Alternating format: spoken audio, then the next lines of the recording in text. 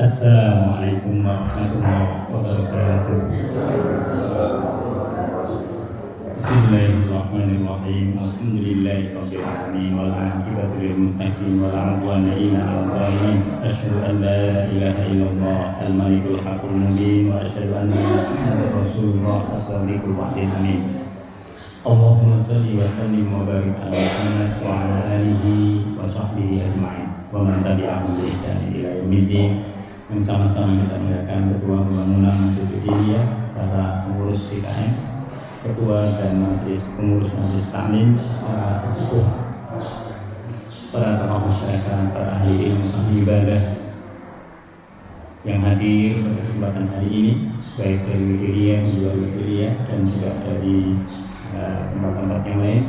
Semoga Allah Subhanahu wa Ta'ala menjadikan kehadiran kita sebagai wasilah kesehatan, keafiatan, keberkahan, dan juga Allah Subhanahu wa Ta'ala mengabulkan doa dan hajat kita semua. Amin. Amin ya rabbal alamin. Bapak Ibu yang dimuliakan Allah Subhanahu wa Ta'ala, pagi ini kita lanjutkan kajian surah Al-A'raf ayat 181. Al-A'raf 181.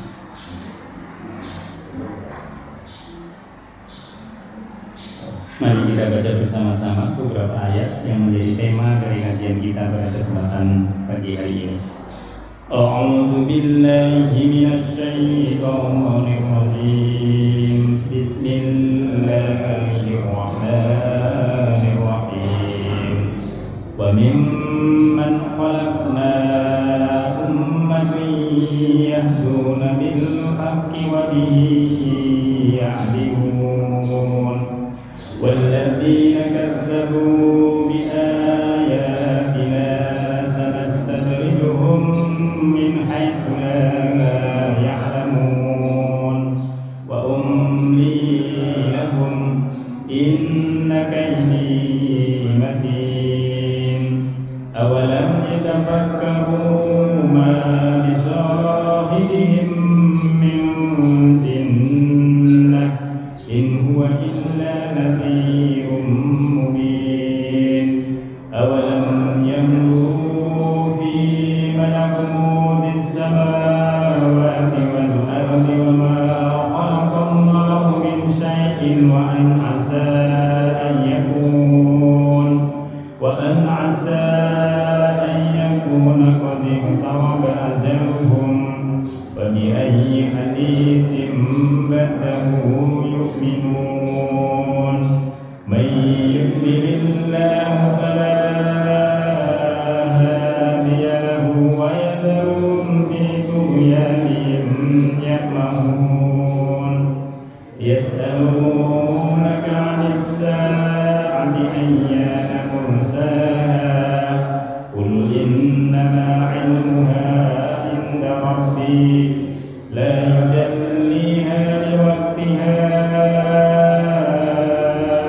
إلا هو ثقلت في السماوات والأرض لا يأتيكم إلا بغتة يسألونك كأنك حفي عنها قل إنما علمها عند الله ولكن أكثر الناس لا يفهمون قل لا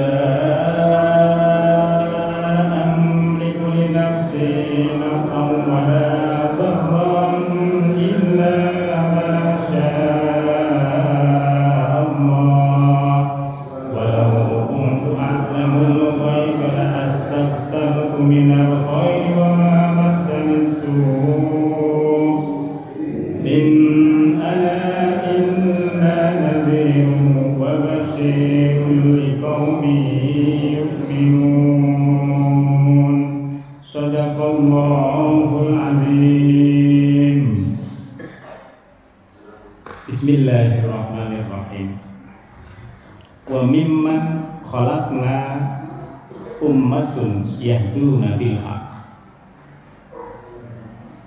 Dan di antara manusia khalaqna, kami menciptakan ummatun, sekelompok manusia. Kami menciptakan ummah yahduna bil haq, yang memberikan petunjuk ke jalan kebenaran. Ayat ini Bapak Ibu sekalian masih terkait dengan ayat sebelumnya. Pada ayat 179 Allah Subhanahu wa taala berfirman di situ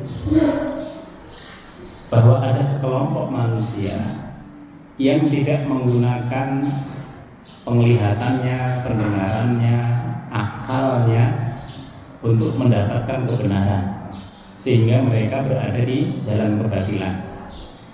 Mereka ini sudah disiapkan oleh Allah Subhanahu wa taala neraka bagi kehidupan akhiratnya nanti. Ayat ini hubungannya dengan ayat sebelumnya adalah kebalikannya. Ada orang yang tadi disesatkan oleh Allah Subhanahu wa taala karena mereka memang memilih jalan itu. Sebaliknya, wa mimman, ada sekelompok orang, semoga kita di sini.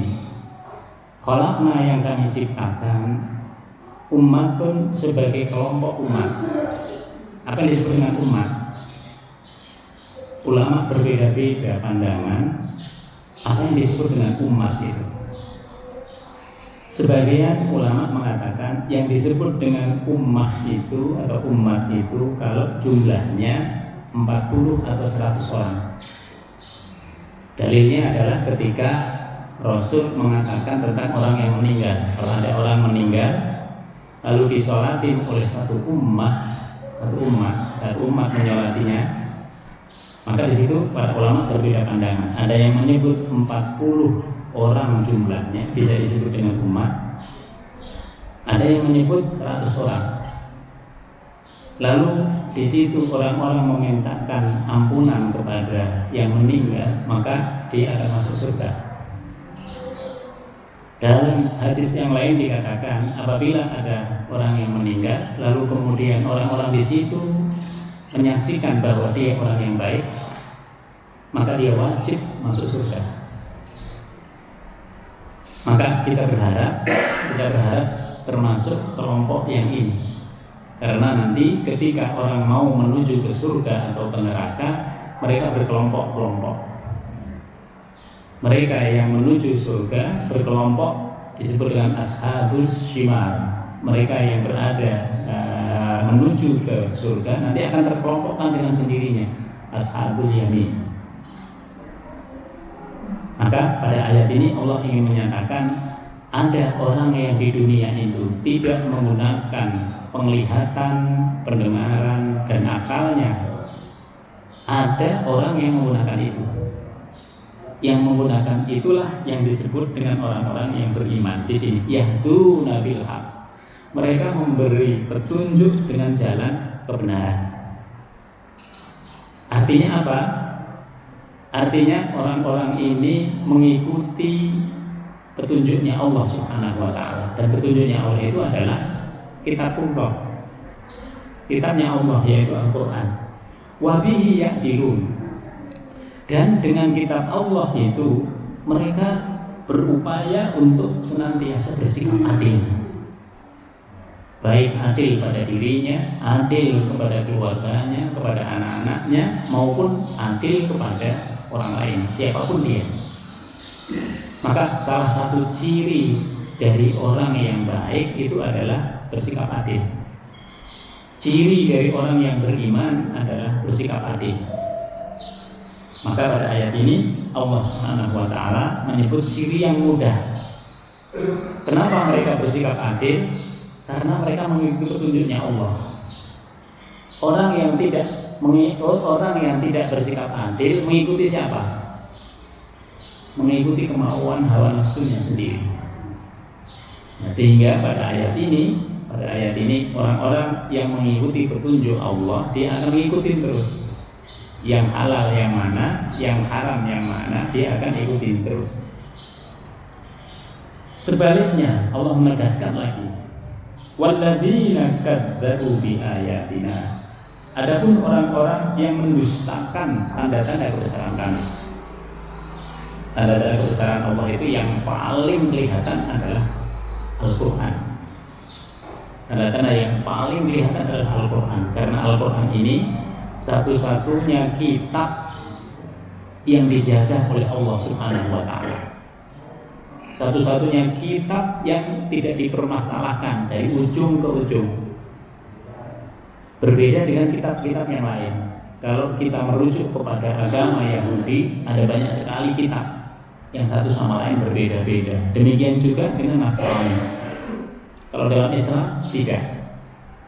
Dari Mekah sampai Indonesia sama. Yang dijadikan sebagai pedoman adalah Al-Quran. Sama semuanya.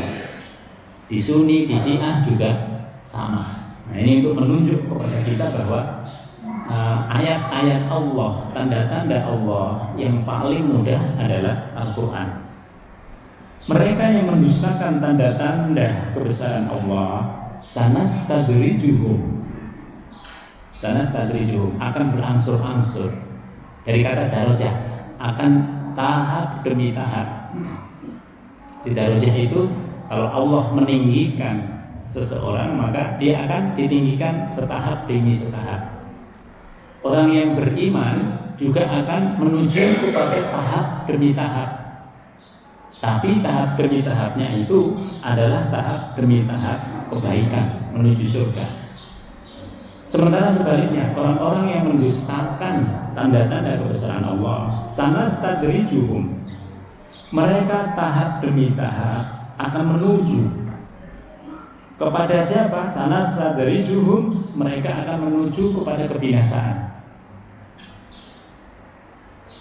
Mereka akan menuju kepada kebinasaan. Tidak disebut oleh Allah kebinasaannya. Kebinasaannya sampai mana? Kebinasaannya itu dimulai setelah dia meninggal. Allah Subhanahu wa taala di dunia ini memberikan banyak rahmat kepada manusia. Rahmat itu ar-riqq fi kulli syai'. Rahmat itu adalah kelembutan dalam segala sesuatu. Ketika kita mendapati nikmat, di dalamnya ada rahmat Allah Subhanahu wa taala. Ketika kita menjadi orang yang bermanfaat, di dalamnya itu ada rahmatnya Allah Subhanahu wa taala. Termasuk orang-orang yang kafir itu mendapatkan rahmat. Rahmatnya itu adalah mereka tidak disiksa, tidak diadab dengan kekafirannya itu di dunia. Jaminannya apa? Jaminannya Rasulullah SAW. Wa ma kunna mu'adzibahum wa anta fihim. Kami tidak akan menyiksa orang-orang kafir Muhammad selama engkau berada di dalamnya, selama engkau berada di antara mereka, selama engkau masih hidup. Lalu setelah Nabi Muhammad tidak ada, wa ma kunna mu'adzibina wa hum yastaghfirun.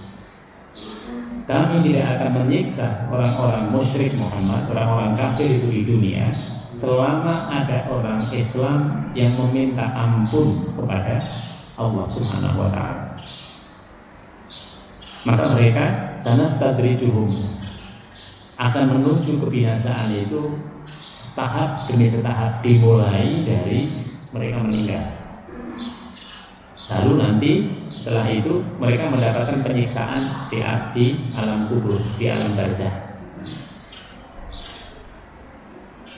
Lalu setelah itu mereka akan dibangkitkan. Ketika dibangkitkan itu mereka dalam keadaan bingung. Lalu setelah itu maka hari kebangkitan itu disebut dengan yaumul qiyamah. Hari hancurnya dunia ini disebut dengan yaumul akhir, bukan yaumul qiyamah. Jadi ini salah paham, banyak orang salah paham menganggap bahwa hari kiamat itu hari kebangkitan. Hari kiamat itu hari hancurnya dunia, bukan. Kiamat itu dari kata kiam. Hari kehancuran dunia itu disebut dengan hari akhir.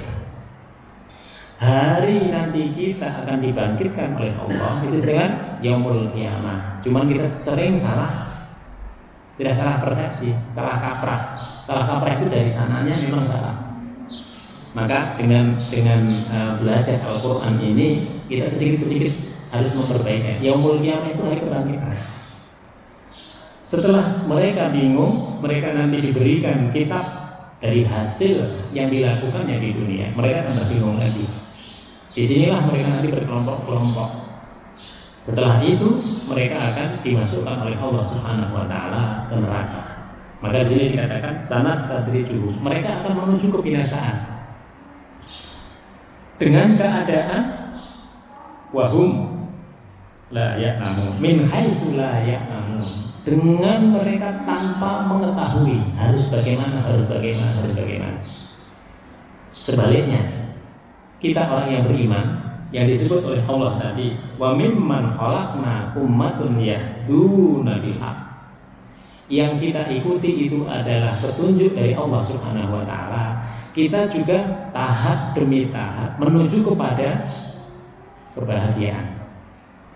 Maka disebut oleh Rasul, orang yang beragama Islam itu fi dhimmatillah, dia dalam genggamannya Allah Subhanahu wa taala. Karena dia akan dalam keadaan yang aman, dia akan dalam keadaan yang terlindungi. Dari mana? Di dunia dia sudah dilindungi. Memang ada kesulitan dalam kehidupan dunia, tapi semuanya itu wajar. Semuanya itu masih dalam tahap kekuatan manusia. Setelah itu dia akan menuju ke alam yang disebut dengan alam barzakh. Begitu meninggal, kita sebut orang yang meninggal itu fi rahmatillah, fi dhimmatillah, dia dalam genggamannya Allah. Dia lebih mendapatkan kebaikan itu ketika dia meninggal. Jadi dunia ini kita anggap istimewa, sudah indah segala macamnya. Tapi bagi orang yang beragama Islam, meninggal itu lebih indah nanti daripada yang dia dapati di dunia. Karena dia idimmatillah, dia akan menikmati semua yang dilakukan karena Allah Subhanahu wa taala. Begitu nanti dia dibangkitkan, dia juga idimmatillah, sampai dia masuk surga, dia idimmatillah. Nah, maka beruntung jika kita bisa mempertahankan keimanan, keislaman itu sampai akhir hayat kita, karena memang kita sudah terjamin berada dalam lindungan Allah Subhanahu wa taala. Wa umli lahum, aku akan memberikan tenggang waktu kepada mereka. Tenggang waktu apa? Tenggang waktu tidak disiksa oleh Allah Subhanahu wa taala di dunia. Tapi sehabis itu habis mereka. Mereka tidak mendapatkan rezeki lagi. Oleh sebab itu dalam Al-Quran ada Rahman, ada Rahim. Rahman itu berlaku di dunia bagi semua makhluk tanpa kecuali. Semua makhluknya Allah Subhanahu wa taala mendapatkan kasih sayang Allah di dunia. Tapi di akhirat tidak semua.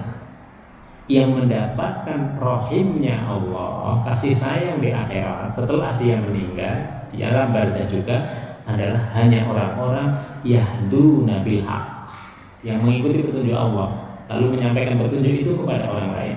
Wa bihi ya'dilun, dan dengan itu dia bersikap adil. Dengan itu dia beribadah semata-mata kepada Allah Subhanahu wa taala.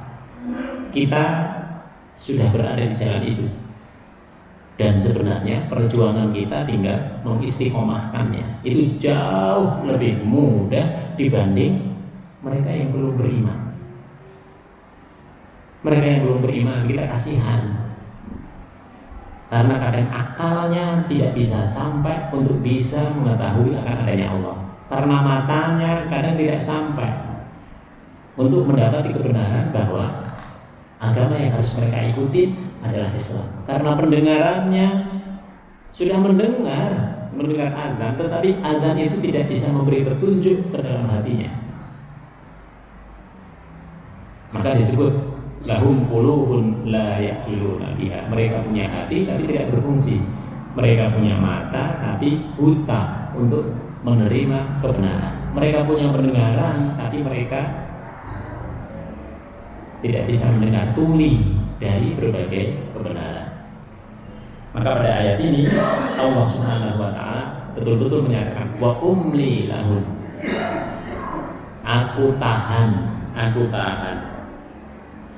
Aku tangguhkan siksaan itu kepada mereka. Inna kaidi matiin, kata Allah. Sesungguhnya rencana-rencanaku untuk membinasakan mereka setahap demi setahap itu matiin sesuatu yang sangat teguh, nggak ada, nggak benar.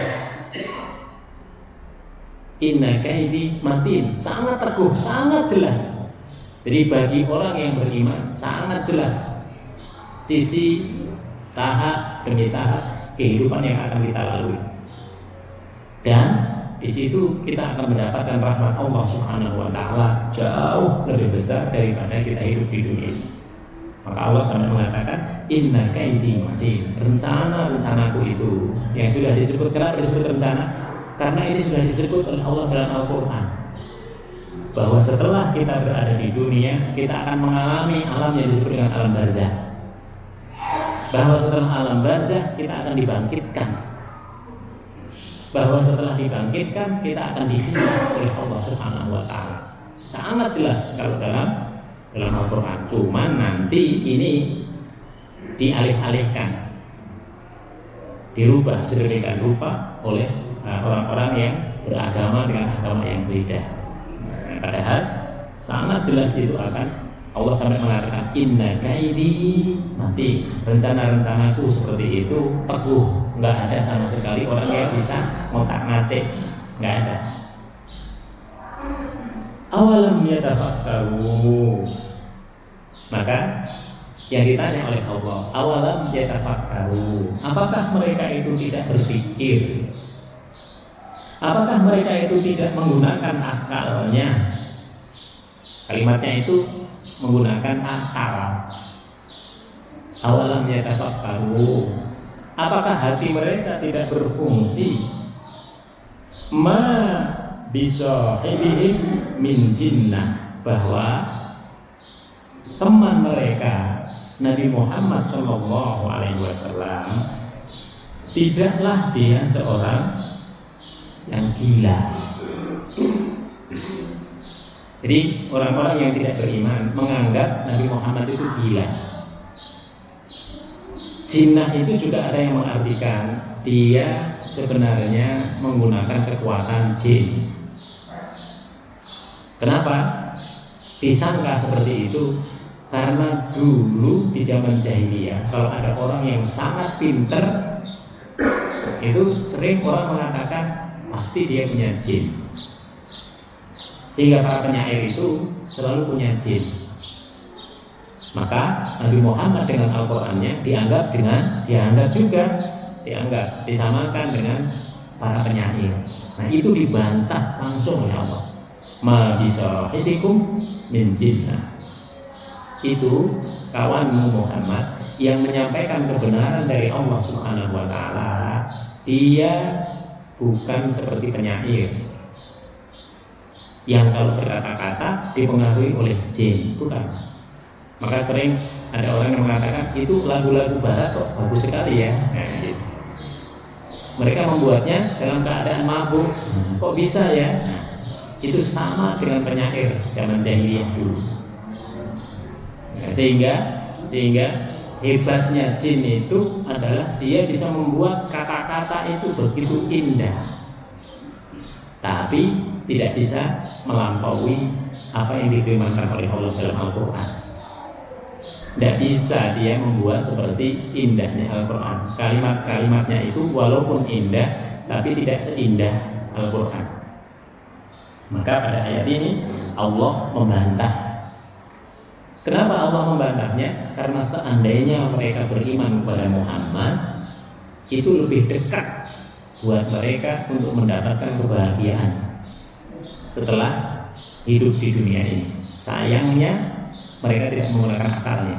Awalam yatafakkaru ma bisahibihim min jinnah.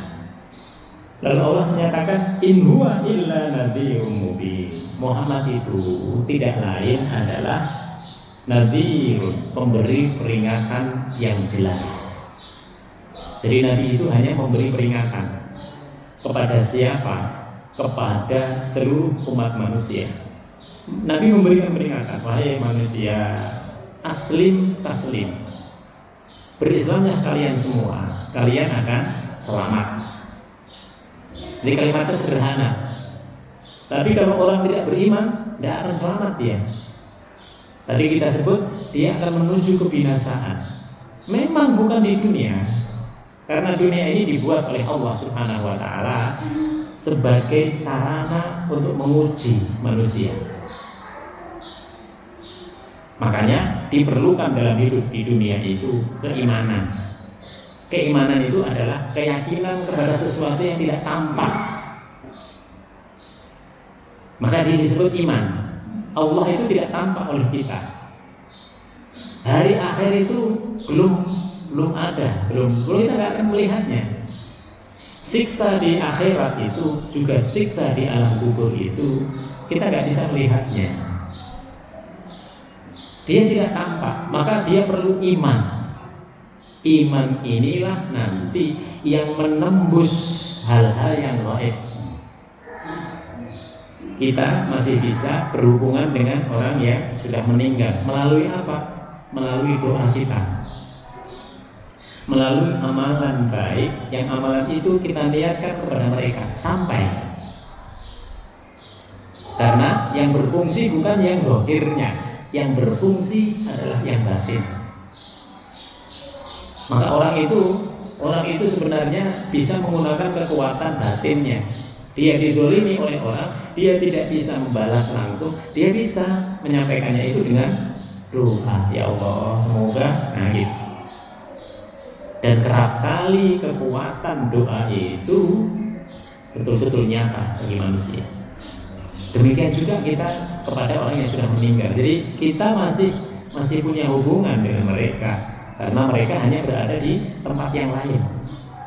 Kenapa mereka berada di tempat lain? Karena memang mereka sudah dipisah dengan rohnya.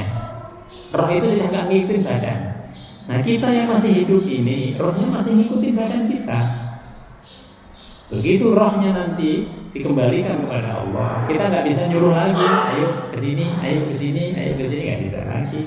Karena rohnya sudah kembali kepada Allah Subhanahu wa taala. Maka yang berfungsi di situ adalah alam rohani. Disinilah perlu iman. Iman itu perlu alam rohani. Kemudian yang kedua, awalam yang dulu. Tidaklah mereka melihat. Ini kalimat awalam ini kalimat yang membuat nanti orang-orang yang tidak beriman nyesel.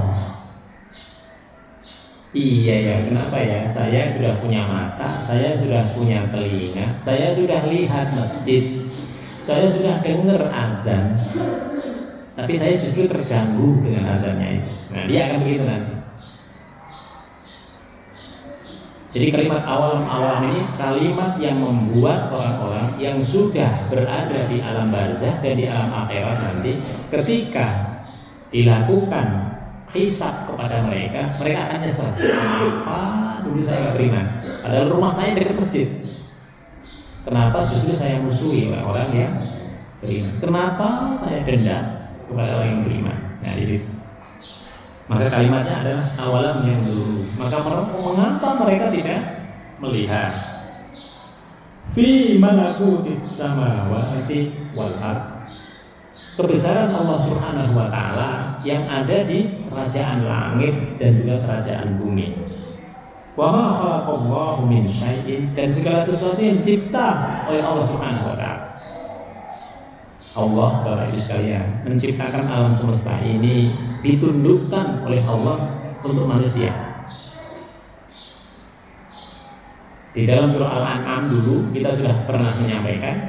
Di situ kita bahas bahwa itu di antara binatang itu ada yang dibuat oleh Allah jinak, sehingga kita bisa mendapatinya setiap hari.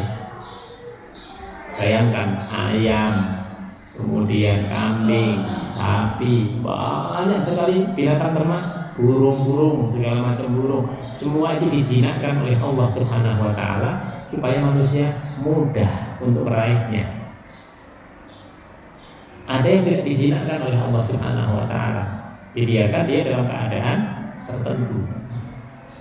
Nah, semua itu untuk manusia, tetapi manusia tidak sampai untuk memahami bahwa Tuhan dari semuanya adalah Allah Subhanahu wa taala. Di sini sayangnya.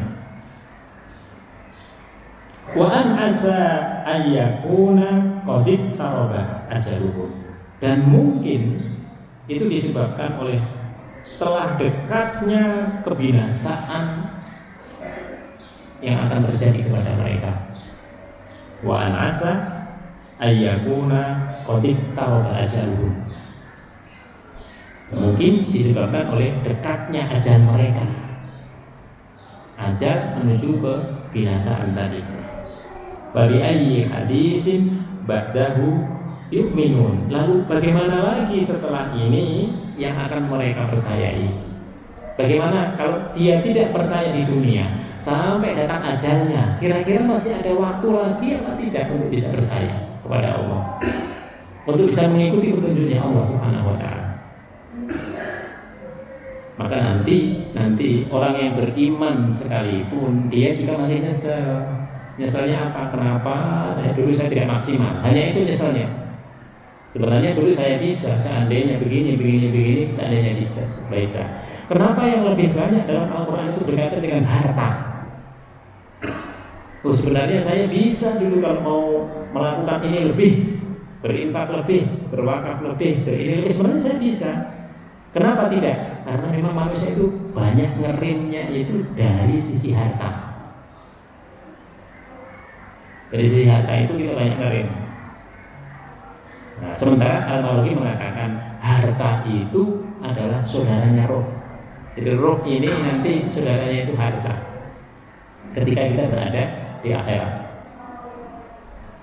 Saudara kandungnya roh itu adalah harta. Oleh sebab itu nanti manusia yang beriman sekalipun masih rugi, yang tidak beriman lebih rugi lagi.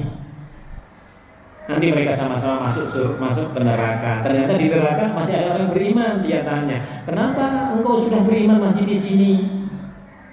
Orang yang beriman menjawab, ya saya di sini karena saya melakukan dosa. Dosa saya ini. Saya dibersihkan dulu di sini. Lalu pembicaraan ini didengar oleh Allah Subhanahu wa ta'ala. Itu orang-orang yang berdiskusi itu, yang beriman tarik dia dari neraka, bawa dia ke surga. Baru orang-orang yang tidak beriman dia nyesal lagi. Kenapa dulu saya nggak seperti dia ya? Cuma dibersihin doang. Kenapa saya berada selama-lamanya di sini? Maka harapannya banyak. Ya Allah, kasih saja sehari saya waktu untuk bisa hidup lagi.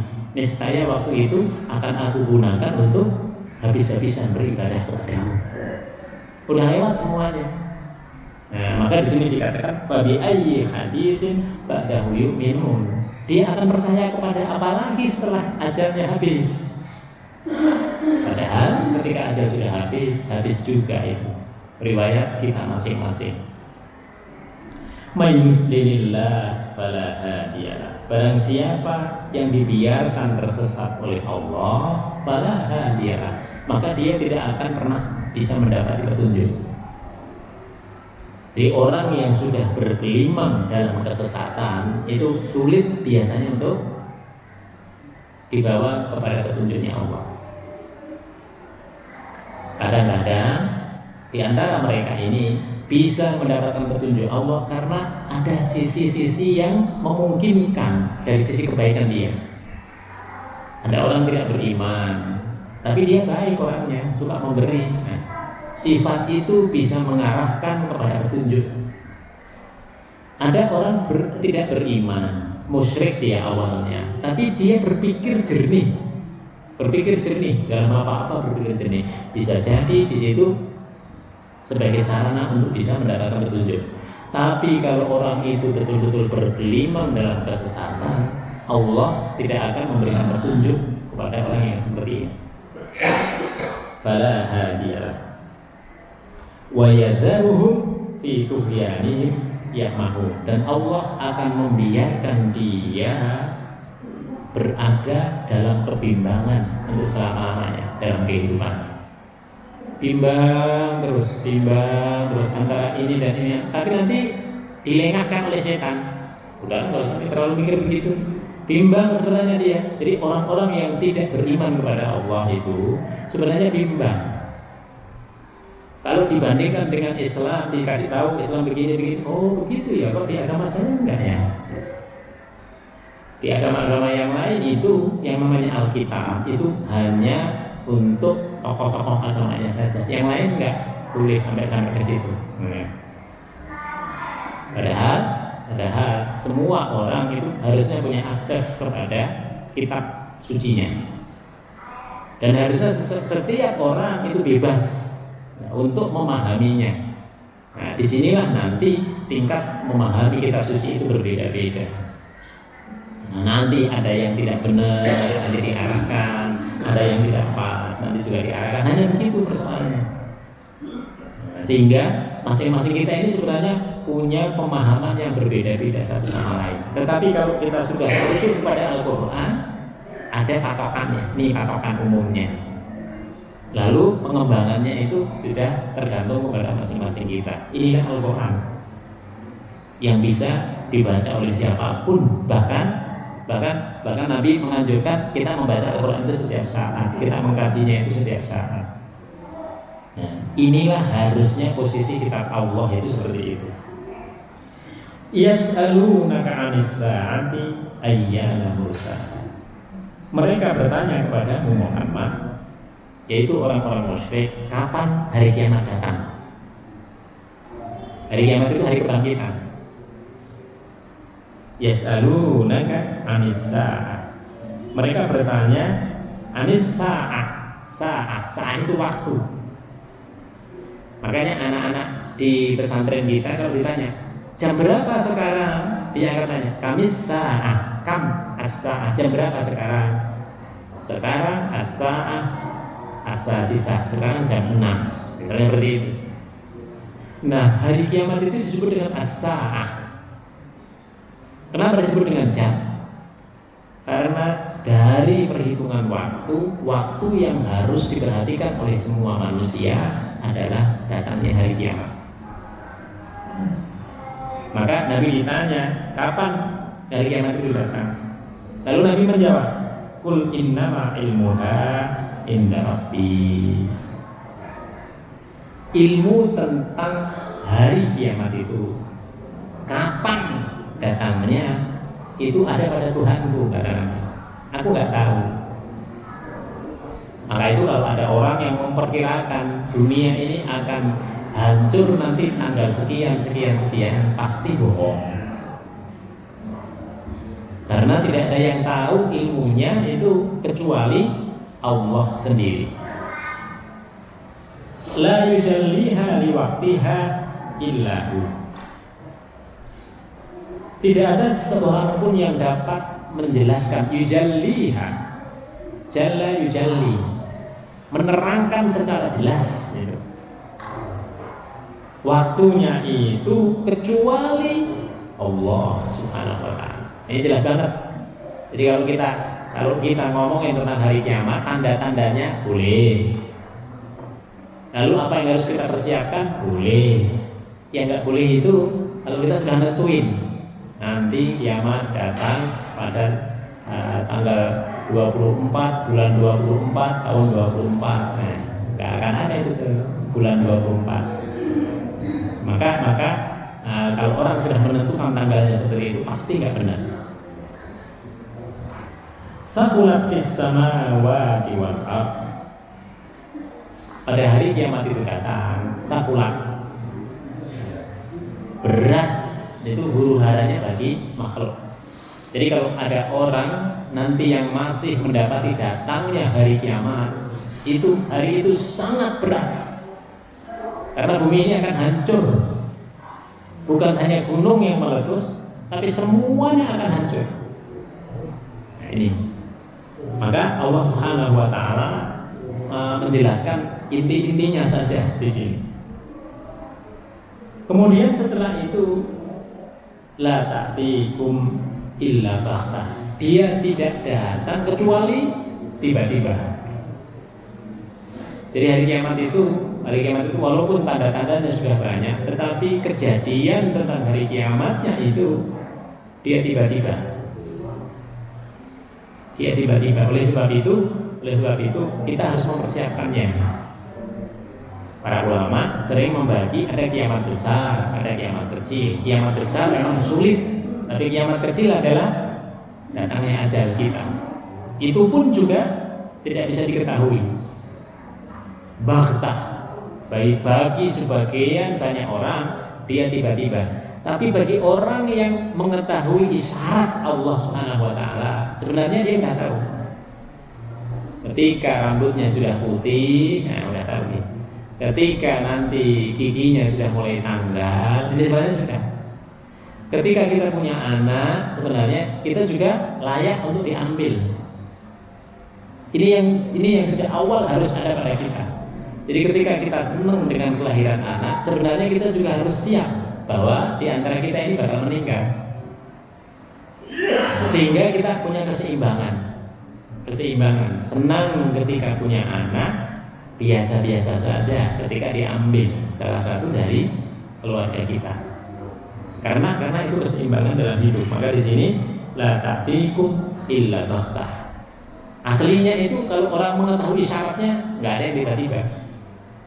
Karena kita mengetahuinya. Nah, cuman karena sering kita tidak sadar, hidup yang begini kadang tidak disadari. Nah, sehingga kita menganggap itu tiba-tiba. Yas'alunaka ka'annaka khafiyun anha. Mereka bertanya kepadamu Muhammad seakan-akan engkau mengetahuinya. Karena Nabi dianggapnya tahu semua, padahal Nabi sendiri juga nggak tahu kapan dia meninggal, nggak tahu. Tapi isyarat itu sudah kelihatan. Bagi kita juga sebenarnya isyarat itu ada, cuman kita nggak mau, gitu. Umur sudah 40 tahun, udah isyarat itu. Udah punya anak, udah isyarat itu. Tapi lengah semuanya. Kita nggak peduli isyarat itu. Sama dengan di sini. Orang-orang yang tidak beriman, mereka mengatakan ka'annaka khafiyun anha. Seakan-akan kau mengetahui Muhammad. Kul, katakan kepada mereka. Ini yang membuktikan Al-Quran itu betul-betul firman-Nya Allah. Kalimat kul. Kul Muhammad, katakan kepada mereka. Padahal kalau Allah itu menyatakan kepada saya harus menyampaikan kepada Bapak Ibu sekalian. Langsung saya sampaikan aja. Nggak usah menggunakan kul. Katakan Bapak Ibu sekalian, nggak usah begitu. Karena kalimatnya menjadi kalimat langsung yang saya sampaikan. Tapi dalam Al-Quran, karena itu firman-Nya Allah, maka tetap disertakan. Kul, katakan Muhammad, ilmuha indallah. Ilmunya itu ada di sisi Allah. Tidak ada yang bisa mengetahui. Walakinna aktsaran nasi la ya'lamun. Tetapi kebanyakan manusia, ini bahasanya tidak sadar. Sebenarnya dia ngerti, tapi kalau itu kejadian kepada orang lain belum notice ya. Tapi begitu jadi pada diri kita, oh gitu. Nah itu baru ngerti. Oh, baru ngerti itu. Pokoknya kalau ada baru ngerti. Nah, selama ini belum ada Nah itu jadi sadarnya itu kalau dia terjadi pada kita. Kul, katakan Muhammad, la amliku li nafsi naf'a wala darra. Aku tidak memiliki kuasa untuk mendatangkan manfaat, juga mendatangkan mudarat bagi orang lain. Sama dengan kita. Jadi kita ini nggak ada yang bisa mendatangkan kemanfaatan dan kemudaratan. Makanya jangan sampai menyalahkan. Saya begini karena gitu. Sering kan suami dan istri bertengkar lalu mengatakan saya begini gara-gara kamu. Saya begini gara-gara saya. Nah itu. Nah, maka semuanya itu tidak ada yang bisa mendatangkan kemudaratan, kemanfaatan kecuali yang diizinkan oleh Allah. Termasuk jin dan setan. Dia tidak akan bisa mendatangkan kemudaratan kalau kita sudah terhubung dengan Allah. Makanya itu menjadi sangat penting untuk terus berzikir. Karena zikir itu yang membentengi kita. Melalui apa? Melalui malaikat yang diutus oleh Allah. Maka sekitar kita ini banyak sekali malaikat. Cuman kita nggak melihat. Kadang kita nggak sadar Kadang kita nggak sadar bahwa kemana-mana kita ini didampingi oleh malaikat. Ada yang menjaga kita, mau jatuh nggak jadi, mau terjadi sesuatu yang buruk tidak jadi, karena ada malaikatnya. Malaikat itu membersamai kita karena sebelumnya kita sudah minta kepada Allah, ya Allah, asbahna wa asbahal mulku lillah. Pagi ini saya berbagi bagian karenamu ya Allah. Karena itu Allah langsung menjaga kita dari pagi sampai sore. Sore juga amsayna wa amsal mulku lillah, ya Allah, saya bersore-sore karenamu. Lalu Allah menjaga kita. Kalau terjadi sesuatu yang buruk itu karena memang Allah mengizinkannya. Kalau kita menerimanya dengan baik, Allah ridho. Nah, izin dengan ridho berbeda lagi. Kalau ada apa-apa kita ridho, Allah menulis sebagai kebajikan, baik maupun buruk yang terjadi pada kita. Ditulis semuanya kebaikan. Kenapa? Karena kita sudah berada di dhimmatillah. Kita sudah berada dalam genggamannya Allah tadi. Kita sudah berada dalam jaminannya Allah. Maka orang mukmin yang berada dalam jaminannya Allah, baik atau buruk, sulit ataupun mudah yang dia lakukan di dunia, kalau dia ridho, semuanya berpahala. Gak ada yang rugi dalam hidup, Bapak Ibu sekalian.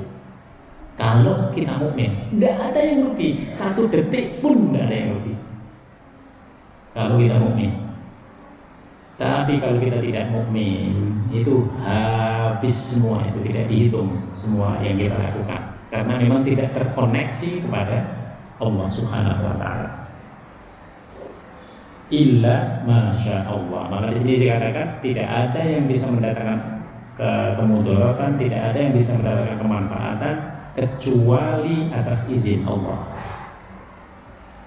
Walau kuntu a'lamul ghaiba, sekiranya aku Muhammad mengetahui hal-hal yang gaib, la astaghfartu minal khair, niscaya aku akan membuat kebaikan yang sebanyak-banyaknya. Seandainya Nabi Muhammad itu mengetahui hal yang gaib, maka dia akan lebih memilih yang baik daripada yang buruk. Ngapain Nabi Muhammad susah-susah sholat di Masjidil Haram lalu dicekik? Kalau dia tahu yang gaib, dia sebenarnya bisa menghindarkan itu. Ngapain sulit-sulit Nabi Muhammad harus hijrah? Kalau Nabi tahu yang gaib, matiin aja semua orang yang memusuhi Nabi. Coba. Tapi karena Nabi Muhammad tidak tahu yang gaib, maka semuanya itu terjadi. Dan semuanya itu sebenarnya ladang pahala bagi orang yang beriman. Maka sekali lagi Bu, Bapak, tidak ada satu detik pun dari kehidupan kita yang sia-sia, yang tidak bernilai pahala jika kita beriman kepada Allah Subhanahu wa taala. Wa ma massanisu, kalau ada orang yang tahu tentang hal yang gaib, harusnya dia nggak pernah kena kesulitan, harusnya dia nggak pernah sakit. Tapi ternyata sakit itu biasa. Karena sakit itu kalau kita ikhlas kepada Allah Subhanahu wa taala menjadi pengampunan dari dosa-dosa kita. Coba. Itu indah sekali Islam itu. Kita dalam keadaan sehat bisa berbuat baik. Kita dikasih sakit, kita dihapus pahala dosa-dosa kita. Coba. Indah sekali, indah sekali. Maka nanti kami sebut, sekali lagi kami tegaskan bahwa tidak ada satupun detik dari kehidupan kita yang tidak bernilai pahala jika kita beriman kepada Allah Subhanahu wa taala. In ana illa nadhirun wa basyir. Tidaklah aku kecuali hanya memberi peringatan kepada mereka yang belum beriman. Saya takut-takutin mereka yang tidak beriman, kata Nabi. Ditakut-takutin. Ketika Nabi berada di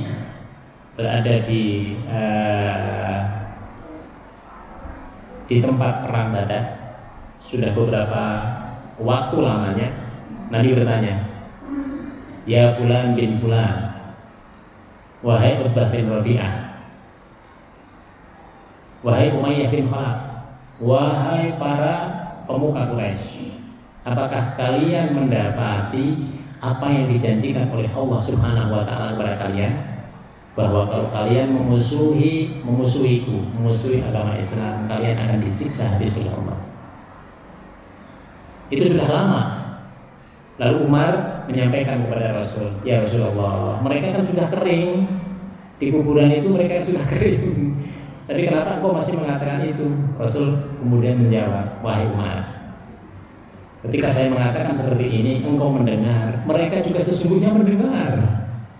Hanya saja mereka tidak bisa menjawab apa yang saya sampaikan ini.